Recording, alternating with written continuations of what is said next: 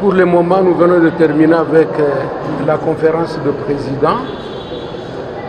Comme il est de coutume au niveau de l'Assemblée, des assemblées, que ce soit au niveau provincial qu'au niveau national, après, on commence par la conférence de présidents des commissions et des groupes parlementaires pour essayer d'élaborer l'avant-projet du calendrier pour la session.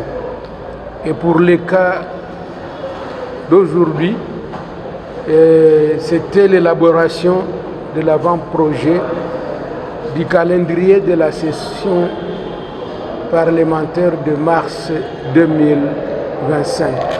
Nous venons de nous mettre d'accord sur les points que nous aurons à traiter au courant de cette session de mars 2025. C'est ce qui nous donne l'ouverture des séances plénières.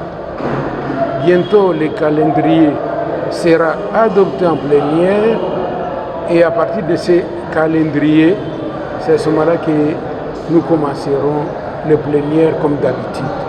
Et pour ce qui concerne le calendrier, nous aurons, vous savez que notre province, les autorités provinciales ont érigé leur nouveau bureau ici à Uvira, entre autres le gouvernement provincial et l'Assemblée provinciale. Nous allons dans un premier temps essayer de voir comment on peut doter la province soit d'un crédit provisoire pour le permettre de fonctionner ou d'un budget rectificatif 2025, puisque après constat, nous avons vu que la province ne peut pas fonctionner sans budget. Et nous allons faire des contrôles parlementaires comme d'habitude.